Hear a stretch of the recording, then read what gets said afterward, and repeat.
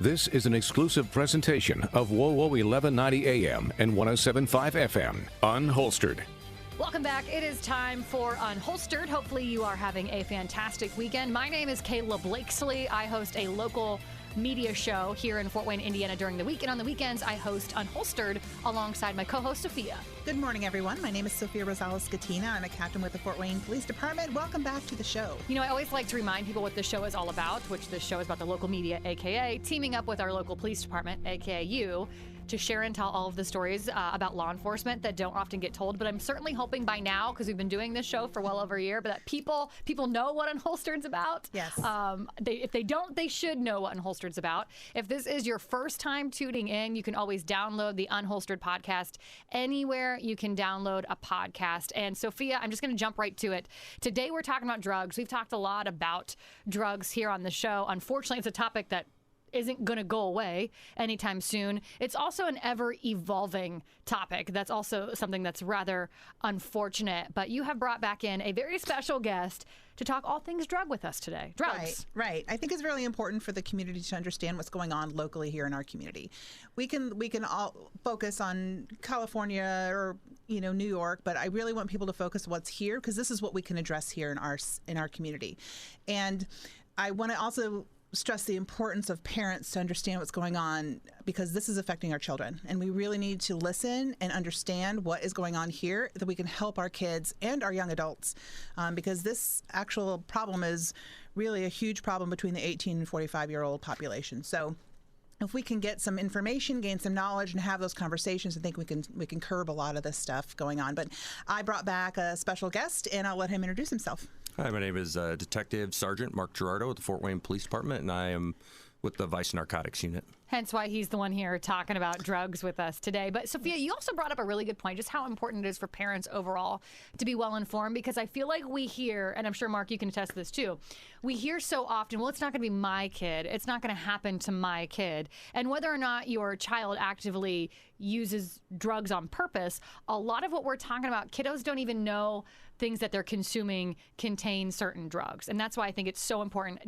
I just really want to hammer that home today, Sophia, what you said, that parents know what's happening locally right here in our community. Yeah, never think it's not going to be your kid. Yeah. That's the worst thing you can think of. And have these conversations. I mean, sit around the family dinner table and just have a conversation with your child. Know what's going on in their life, because a lot of this thing is precipitated by mental health issues. Mm-hmm. And you probably don't even know your kid is suffering from depression, anxiety. And then they seek these pills outside because someone says, oh, I take this, I have depression, and I take this, here, have one. Or then when it works, then they go and try to find it somewhere else, and it's not what they thought it was. So, Mark, what are we seeing here in town? So you bring up a good point, and a lot of what I try to do when I go out, I do a lot of speeches on opiates, and I end up with a lot of adults and sometimes kids. And what I tell the parents is actually we see this fentanyl problem all the way down into like sixth graders. Yeah, it blows my mind, and the reason is because it's so prolific in our society right now, America and Fort Wayne. We are just a small part of the bigger picture. Just pause you right there then. So we are seeing fentanyl here in Fort Wayne. So I promised you before the show started that I'd read a little stat for you. Yes, and to preface this, I've not heard this stat. I told him don't share with me until we were running on air. I'm springing her on her, and I'm a stats person. I think I said on the other podcast, my degree is in biology, and I did biochem research, so I'm kind of a statistics-driven guy, and I like to it gives me a finger on the pulse of America when I see what's happening nationwide and then down to our small community. This was just last month. The DEA announced you can look it up on I think it's their DEA Gov website, but 50.6 million fentanyl pills and more than 10,000 pounds of fentanyl powder were seized. They estimate that, or I'll put it in their words. The DEA laboratory estimates that these seizures represent more than 379 million potentially deadly doses of fentanyl, which equates to enough fentanyl to kill every American. Mm-hmm. Every single human being in America right now, we have enough doses of fentanyl to kill all of us. And that's what they've seized. So when did they release that stat? They just said last month. This actually was from January 9th of 2023. Yeah. And if that's what they seized, I'll guarantee 4 times plus has gotten through. Right, that's just what we know about what they know about what they seized. Yeah. So what scares me the most about this is that that's the fentanyl that we are aware of, that we tangibly now have, but that doesn't account for all of the fentanyl that we don't know about. Correct. Is it all coming here primarily from the southern border, or how is it landing in Fort Wayne, Indiana? Well, that's I think we touched on this before, but this really is a problem of it touches on a political issue, which is China through Mexico pushes fentanyl into America. All the illicit fentanyl in the world is produced in labs in China. It's not produced anywhere else. We have Chinese, basically drug mafias living in Mexico now that help basically have come in tangent with the Mexican drug cartels to just keep pushing fentanyl into America. It's highly lucrative. There's so much money to the tunes of billions of dollars being made by everybody on both sides of the border. And I don't know, it's just, it really revolves around money and kind of a degradation of the American people. And I'll add to, China is an adversary, I would say, in this. I think they're trying to kill us with this drug, right? And Mexico is helping with them. But conversely, we have to look at ourselves. We're the consumer. Why are we consuming so much of this, or trying to consume so much of this and trying to suppress? This really is a mental health issue in America, and we really need to start addressing these things so that we don't seek these alternative methods to suppress feelings and emotions that we're having. So I think we really need to take a hard look at ourselves and why we're such the biggest consumer of drugs, I think, in the world, honestly. We are. Between marijuana and heroin, cocaine, fentanyl, any kind of opioid. Why are we doing this? So here's what I want to do, just so we can kind of pare back some of this. I feel like, I know, Mark, you and I, and probably Sophia, could go down this China rabbit hole. But I also know that takes us into the land of politics. And we try to remain... Yes. neutral. Neutral here on Unholstered. Which, if you listen to my radio program, yeah, you know where I stand on a lot of things. Me too, but... But so I want to just leave China alone today. As much as I agree with you, Sophie, I completely agree with you. So I'm with you, focusing on the mental health, how these drugs get here. We kind of know that, but when they come to Fort Wayne, Indiana, what I want to know is how these. You said down to 6th grade. That is staggering to me.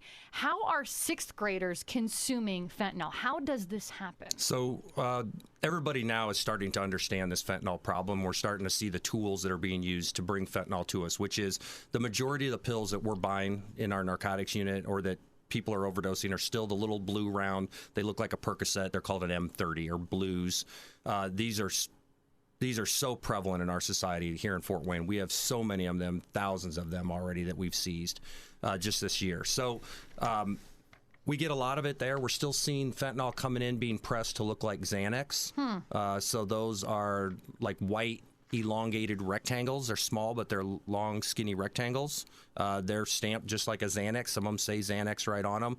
They come in the colors of, and it's the normal colors for Xanax, which is yellow, light blue, and white. How do you know? We call them Xanny bars. Kids are calling them Xanny bars or bars. You don't know. And I do part of my presentation. I actually have a picture from one of the local high schools. I won't mention its name, from Fort Wayne Community. I seized a bunch of these pills. And in fact, a week prior to going to, there was 4 kids overdosed in one day at the school. So a week prior, I went to the guy that was actually the supplier. He was an ex-student of this school. He was dead.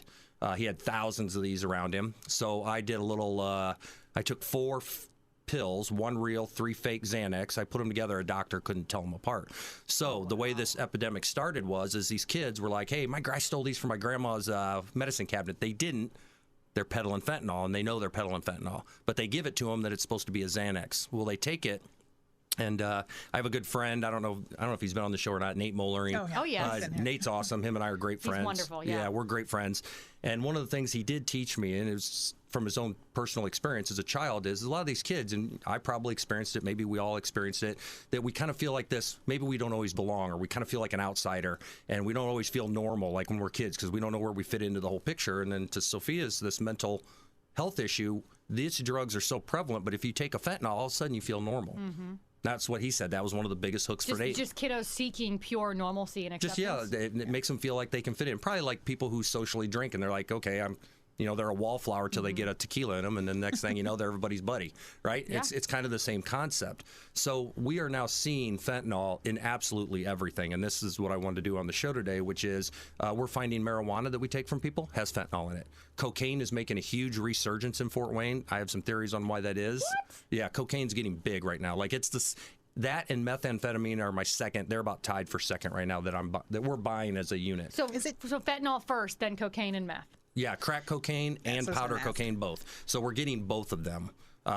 But it's like we're just basically having a renewal. So when I first came on in 2004 as an undercover detective in narcotics, that's what I bought all the time. I bought crack cocaine. Every day I'd go out and I'd go on the streets and I'd buy $20, $40, $80 worth of crack cocaine, and we'd do buy bust all day.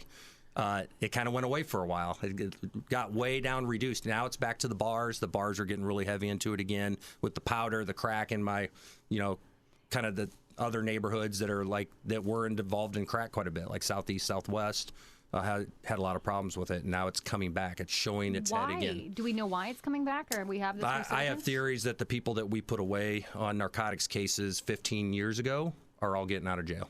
And that's what they know. They're kind of old school. It's interesting. Methamphetamine used to be a big problem, remember, with all the meth labs, right? Mm-hmm. Super dangerous, all the chemicals. And then the Mexicans came in and they were like, hey, we'll make meth cheap. It absolutely, between that and our roles for you have to show your ID to buy pseudoephedrine, which is a key ingredient. Right. It's one of the main ingredients to make meth. You can't make it without it. Between that and the Mexicans' cheap meth, we've eradicated. We don't even see meth labs anymore, which is great that we don't have meth labs anymore because they're horrible for everybody. Dangerous. Dangerous. And the kids that are involved in the houses breathing the fumes, it's horrible for their health. But that got eradicated. Well, we put a bunch of those people in jail with our meth lab team. Circa 5-8 years later, all of a sudden these meth cooks started getting out of jail, and we had a short pop-up of it where we started seeing labs. I mean, it makes sense. And then it's it all went common sense, and then it went away again. Yeah. So everything in life is cyclical. Mm-hmm. So are drugs and narcotics. Now, one of the things that always bothers me is the fact that we're not only seeing the pills, but we're seeing a lot of the powder and fentanyl too. And interestingly enough, as we're talking about cocaine, we're finding fentanyl in cocaine. And now we have one more drug that they've added to the fentanyl, which is called xylazine. Not heard of this one. Yeah, and xylazine is it's a mess. Xylazine's being added. It's basically like an analgesic that they use for like pain relief for like horses, zebras, whatever. Now, here's the kicker to it, though, Kayla. This is the biggest problem with it. When they add it to the fentanyl, it actually works against Narcan. Wow. It reduces the effectiveness of Narcan. So if I overdose on fentanyl and somebody comes and Narcans me and it's full of xylazine as well, it's either not going to work or it's going to be real hard. I'm going to have to keep giving Narcan. And hopefully we can overcome the xylazine. So is this also being trafficked in through our southern border, this xylazine? I don't know where xylazine's coming from, but it is ending up in all the fentanyl. And so these drug dealers, let's go ahead and take this case here at a local high school. You've got this kid who's no longer in high school, I'm assuming he's graduated, selling these bars or M30s or whatever it is. Does he actively know that he is selling fentanyl to these kiddos, or is he also grabbing them from his grandma thinking they're truly Percocets? Or okay. So the M30s, the interesting thing about M30s is, unless there's some weird cache of them hidden away in a wall somewhere, they're not even made. The pharmaceutical companies stopped making the M30s. So anytime you see an M30 pill, those are fentanyl. I can about 100%, 99% guarantee they're not from grandma's cabinet. Those are fentanyl pills. That is just the shape and the color that they decided to make them. Mexico turns them out by the billions. Yeah. So that's what we're seeing the most of. But we are seeing some of the other ones. We had a few of the colored ones come through, the Skittles looking ones, but they were M30s as well. They still said M30 on them. They just were different colors. But the Xanny bars and the M30s are the biggest way we're seeing fentanyl, because it's easy to transport them, carry them, and use them. And this is the biggest reason why I've repeatedly said on the show, if you are not getting a prescription from a doctor, and parents, if you see pills in your kid's room and you know they're not from you, you didn't hand them to them, they didn't go to the doctor and get them, they are going to be, I'll guarantee, fentanyl. Yeah. And do not touch them with your bare hand. Take some plastic bags, call us, we'll come collect it. That's it. We're not going to make an arrest. We'll probably talk to your child. You can't even touch them with your bare hand? I wouldn't, because you never know. So here's part of the thing with fentanyl. So fentanyl can be absorbed through your skin. So if your hands are like hot and sweaty, your pores are opened up, if you held powdered fentanyl in your hand, you'd overdose. And somebody like us who don't use opiates, it'd stop. You get enough of it to absorb through your skin, it'd stop your heart, probably in about 5 to 10 minutes. So, okay, this is really off topic, and I'm going to botch the details, but there was this story a couple of weeks ago about this baby who OD'd from fentanyl staying at an Airbnb. I saw that. Okay, so you know what story I'm talking about.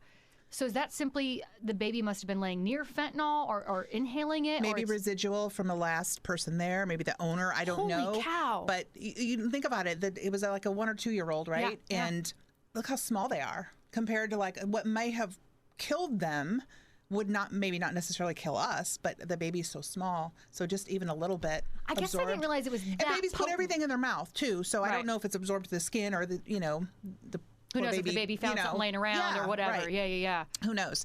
Yeah, really, we've had some young children here, like that you'd call a baby. Oh, usually no. they're like between 1 and 4, and what happens is mom or mom's boyfriend comes over and he leaves a bag of these pills laying out. Well, they are pretty. They're they're almost like a robin egg shell blue, and they look like They look little like candy, they look like yeah. little candies, and kids eat them. And in one house we had a 1-year-old, and I think it was a 3-year-old, and I think one died, and we saved the other one. I think the baby got saved, and I think the 3-year-old might have died. Right. Don't quote me on that, but I knew they were pretty young, like under the age of 4, and I know one of them was a 1-year-old. They both ate them, and so that's how we get young children. They are ingesting them thinking they're candy. You know, this takes me back to my college days. I did used to, every now and then, I'm fully confessing, didn't have a prescription for Adderall, but when you had to pull all-nighters and I'm staying up for finals, it was really common to, oh, hey, can I have some of your Adderall to your college roommate or a friend down the hall? Guilty, been there, done that. But man, I'm looking back and thinking just even how dangerous that could have potentially been. Again, Back then, I don't think hopefully it was, back then not that dangerous. yeah. But Now it still happens though. This is correct. the What a great biggest thing. scenario. Even a college kid who fully aware fentanyl's around, blah, blah, blah. Oh, And hey, they're still doing it. Janine, Sophia, my college roommate, can I pop a couple of your Adderall to stay awake to study for this final? Yeah, It's just that easy. And when you go into the real world of jobs, just doing kind of that stuff will kind of cut you off for some jobs you may want in the future. Because you think about it, you're right there senior year, junior year. Some of these jobs, you can't have used drugs for a certain period of time for a couple years, and now you're just cutting that off by doing that. I didn't even think of that either. And they will find out. Yeah. I mean, don't think that they're not going to find out, because there's always snakes in your grass. For sure. So someone's going to tell. Back But, to- yeah, it's just so prevalent now in the college, and we're seeing the college kids. This is what they're doing, and they're ODing. Well, that's what I say. So back to college. I mean, obviously we're hearing how it's circulating around high school, dare I say, even middle schools, but obviously the same thing we are seeing in colleges too.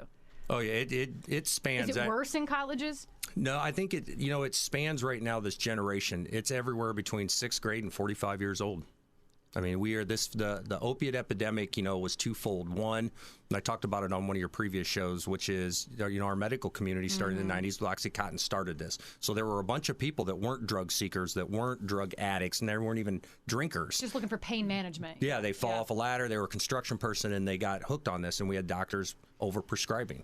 And then it turned into basically a void when DEA diversion started cracking down on doctors. We started arresting some doctors. Then the pill seekers no longer could get pharmaceutical grade opiates.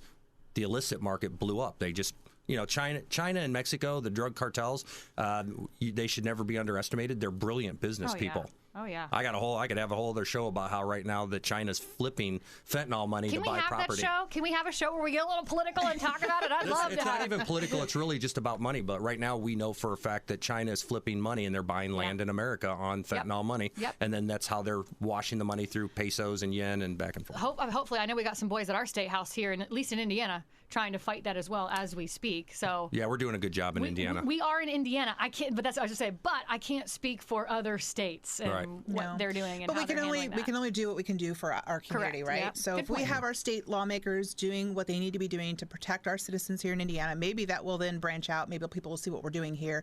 I know Congressman Banks has been really big on the fentanyl, doing a really good job working with local community members like Mark and Nate and all that. He's coming wanting to know what is going on here locally. And that's what's important, because every community has a different problem. Our problem is a little bit different than, San Diego, California. Our problem's a little bit different than Detroit, Michigan. But that's why our lawmakers are so important to us as a community here, and they need to listen to what's going on here. And our prosecutors. And I do want to say a little appreciation for our local prosecutors. Recently, we've had a new fire lit under our drug prosecutors, and they have really been going to work. And I do know this works. Sometimes I've had discussions or debates with people that say that it doesn't, but I know it does because I work with narcotics units around the state. The counties that have very strong prosecution for drugs, they have less of a drug problem. Good. And it's That- I mean, because guys that deal drugs know our system very well. Sophia will tell you, these guys know more about what goes on in a courtroom and what the rules and regulations and laws are in a court and what my sentencing guidelines are going to be than anybody else except for the attorneys. So they will not do drug deals in places that heavily fight and prosecute drug cases. For a long time, we spent a lot of time not being that harsh on drug dealers, and it looks like it's starting to change, which gives me hope, because once they figure out that everybody isn't going to get put on house arrest, they're going to prison, it will reduce the number of drug dealers. I like the optimism. You don't always hear a lot of optimism when talking about drugs. I do want to scurry back to something. We're talking about the fella who fell off the ladder and he needs to be prescribed oxy or whatnot, pain management, going back to the opioid epidemic back in the 90s. But what would you tell someone, Mark, and I realize you're not a doctor, but I'm going to ask you anyway, what would you tell someone who fell off the ladder, and has the broken rib cage or leg or elbow or whatever, and they are prescribed some kind of drug for pain management? What would you tell them? Don't even take it if you can? No, it'd be terrible. I have two brothers, both were in law enforcement, and my one brother that was on the sheriff's department got hurt really bad a long time ago. He got in a fight down the lockup. Guy was high on meth or PCP, and my brother's not a small guy, but he got in a fight, he got flipped and damaged his lower spine. So his whole life that bothered him, and he doesn't really take meds for it. He's used like CBD cream on his back, and he had surgery, and that didn't always help alleviate the pain. So my answer to these people is yes, if you need to take pain meds, I get it. I'm not saying run from them. I'm also saying you need to be very careful about what a doctor prescribes you and know what your limits are. Always be monitoring, hey, am I starting to feel like I'm becoming addicted to it? Because most people in that scenario, they don't even know what addiction is, so they don't know what it feels like when they get it. I look back at, kind of just going back to my own life, like I was saying before, and I was, I don't know, maybe 17, 18. I was a teenager, and I had to have a really intensive eye surgery. Basically, both of my eyeballs were cut open. And after the surgery, I was prescribed oxy as well. And I remember my mom giving me one. She cut it in half and said, here, you can take this one. And I remember feeling like my nose was melting off, and I felt really bizarre. And that was it. She's like, you're done. You're not taking any more. She made me go through that surgery, and it was very painful for days. However, I look back at that, and I think, my mom's like a hero, essentially, for doing that. Yeah, she let me take Tylenol and, what have you. But she was very, and this would have been 20 years ago, give or take, not even allowing me to take oxy back then. So I'm with you. I hear what you're saying. Take the meds if you need to take the meds. But there is also a part of me, I know myself, and I'd probably nope, I'm not even going to take it. Because I remember being like, Mom, this feels so good. My nose is melting off. I can remember that feeling. Yeah. And I get it. I kind of get how you would be like, yeah, hand me another one. Well, we are a pill popping nation. Yes, we are. We expect there's a pill, a cure for everything, and it just isn't a pill. And part of what you're saying, from a mental standpoint, this is just my opinion, but I feel like what's happened in America is we've gotten really soft. Yeah. In other words, we can't handle any kind of mental stress. Nope. We can't handle any kind of physical pain. And the fact that we keep pushing this idea that you have to be completely pain-free, both mentally and physically, and happy all the time. I mean, I'm not picking on this. I'm not picking on this group, but I can say a lot of my wife's friends are on some kind of drug, especially when they came out of having a child, like postpartum. Yep. They were prescribed all these medications. During their pregnancy, they're prescribed all these medications. We don't even know what these medications are doing to the unborn baby, because we know they do get through the placenta. So that could be part of the problem. Why are we creating drug addicts in the womb? We don't know yet. That's I love that topic. I wish we could have someone on about something like that. I'm very fascinated by that because, Mark, so I had my daughter about 2.5 years ago. She'll be 3 in June. But I was prescribed so many things under the sun that I'd never even heard of. And I truly am a firm believer in what you eat, what you consume, what you put on your skin and your hair. It has a big role in your physical and mental well-being. And so there was a lot of it I didn't even take. My husband was even like, are you sure? You're crazy. The doctors say X, Y, and Z. But when I don't even know the side effects and how it's going to impact me, and my doctor can't intelligently communicate that to me either, that's when I do have a problem. So I've made it my life mission. I've been educating myself thoroughly on a lot of that. Yes. And I think that's just everything that we take and consume is so toxic. Some of these drugs that were prescribed also so toxic. We don't know long-term impacts, especially to a fetus. Correct. It's actually quite even horrifying. To ourselves. Or to ourselves. I mean, they do all these studies, but really how long? We don't know. 20 years down the road, 25 years down the road. Then you call that number 1-800-OOPS if this happened to you 20 years ago. Yeah. Give us a call. I remember being in the hospital after my car wreck, and all the drugs that I'm on to fight, blood clots and all that stuff. They're all on the screen. Hey, if you're taking this, call. Right, that's what I'm saying. That's real life. That's real life. But as I go back to it, it's okay to be unhappy. Yes. It's okay to feel a little bit of pain. In your little pinky, it's okay for it to be sore. We need, like Mark said, I feel too, we've gotten really soft. We've lost our ability to be resilient and come back and fight through things and know that everything is going to be okay. And sometimes I think as parents, we do this to our kids by solving every problem that they have instead of letting them work it out. Be there for guidance, but let them handle it. And I think sometimes when we step in there and we do those things all the time, that we're making our kids, reliant on someone else or something to make them feel good. Really close. We're close to the end here. We've only got 60 seconds. So Mark, kind of, closing thoughts, taking it back, everything's cyclical. Back to the beginning of the episode, Sophia hit the nail on the head that it really comes down to, at the end of the day, whether these drugs are coming here, yes, we know it. We can debate how we solve that problem, but we are still the ones taking them. We are still the ones popping these pills and doing these drugs.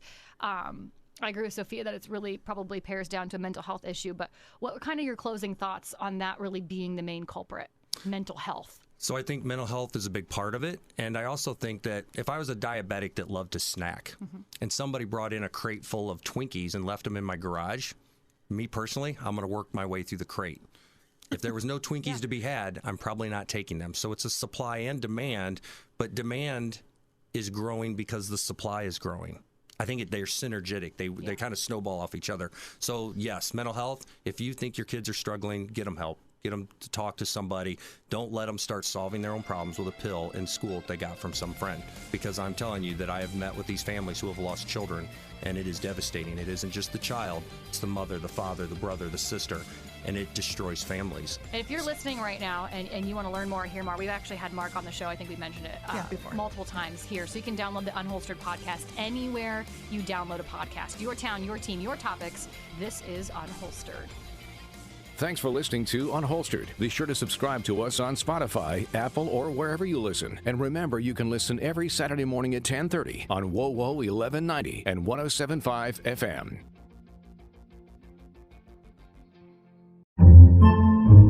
Podcasts by Federated Media.